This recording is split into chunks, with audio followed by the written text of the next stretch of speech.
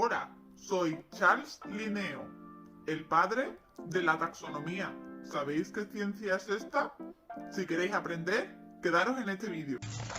En este tema aprenderemos cómo se clasifican los seres vivos, cómo se nombra cada especie, la división de los seres vivos en reinos y, por último, un caso aparte, los virus.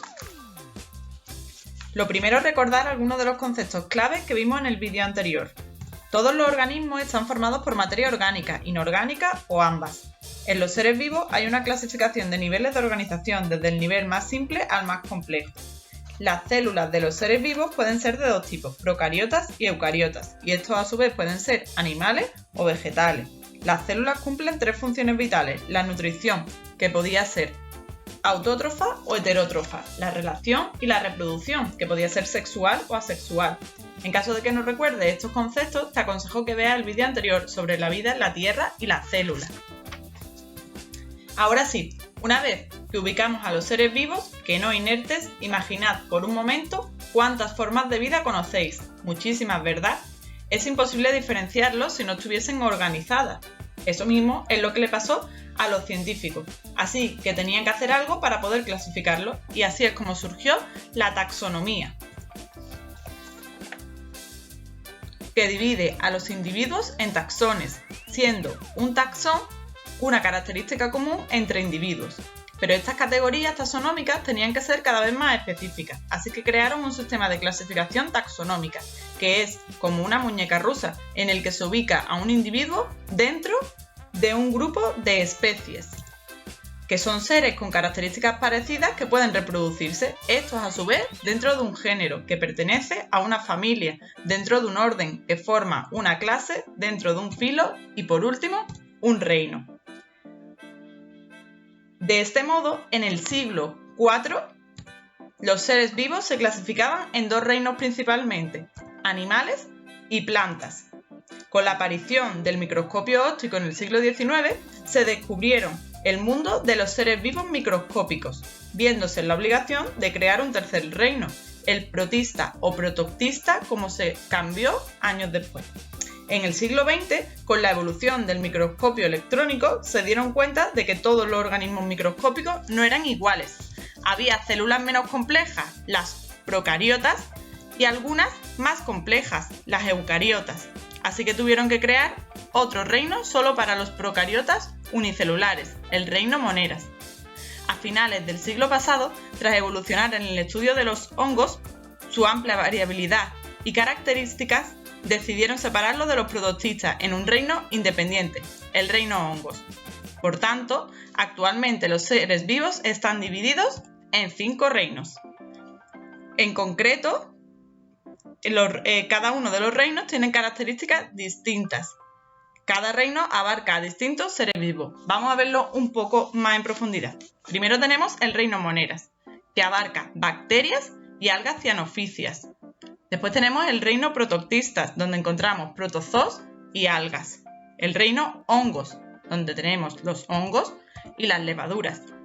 El reino animal, que es uno de los reinos más grandes, que dividimos a los animales en invertebrados, no, o sea, sin vértebras, y vertebrados, con vértebras. Dentro de los invertebrados tenemos a los poríferos, a los cnidarios, los anélidos, los moluscos, los artrópodos y los equinodermos. Y dentro de los vertebrados, a los peces, los anfibios, los reptiles, las aves y los mamíferos. El último reino es el reino plantas. También hacemos una división en dos: plantas que no tienen flores y plantas que sí tienen flores. Dentro de las plantas sin flores encontramos a las briofitas y a las pteridofitas. Y dentro de las plantas con flores, las gimnospermas y las angiospermas.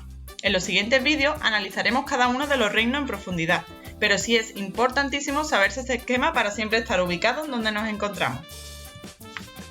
Ahora ya sabéis dónde ubicar a un individuo taxonómicamente, pero ¿cómo se llaman estos individuos? Pensad en un animal, por ejemplo, el pulpo. Solo en España lo llaman de muchas formas: pulpo, pop de roca, polvo. Imaginaos cuántos nombres puede tener en el mundo entero. Para evitar esta situación, los científicos decidieron dar un nombre científico. Se trata de un nombre único y universal. Para ello, usaban el latín como idioma universal y consta de 2 palabras. En primer lugar y en mayúscula el género y en segundo lugar y en minúscula la especie. De este modo el animal que hemos visto antes tendría un nombre vulgar o común, que es lo que hemos visto antes, pulpo, pop de roca, polvo, y un nombre científico, que en este caso sería Octopus vulgaris. Por último, os he dicho que como caso aparte íbamos a hablar de los virus. ¿Y por qué no lo ubico dentro de un reino? Pues la respuesta es fácil, no se considera un ser vivo, son seres acelulares. A significa no y celular, pues de célula, es decir, que no se consideran células. No pueden vivir por ellos mismos, por tanto, no pueden clasificarse dentro de ningún reino, aunque comparten algunas similitudes con las células eucariotas y procariotas. Vamos a ver cuáles son. La primera de ellas es que tienen material genético, todas ellas, y además tienen una membrana, pero carecen de ningún tipo de orgánulo y tampoco tienen citoplasma. Por tanto, al no tener estos componentes no pueden hacer las funciones vitales. Y entonces, ¿cómo producen enfermedades y pandemias? Pues bien, un virus tiene una única función: conseguir reproducir su material genético para producir más virus aún. Por tanto, todo su mecanismo está programado para proteger este tesoro. Los virus tienen una estructura común. Tienen el material genético en el interior, protegiéndolo una cápsida de composición proteica. Y además, algunos tienen una membrana protegiendo esta cápsida. Vamos, unos muros que protegen el material genético. Entonces, ¿cuáles son sus mecanismos de reproducción? Como por ellos mismos no pueden reproducirse, buscan una célula que sí pueda hacerlo y la obliga a cambiar su función, introduciendo el material genético vírico en el núcleo de la célula, ya sea procariota o eucariota, transformando esta célula en una fábrica de virus que salen en busca de otras células para que también hagan la misma función.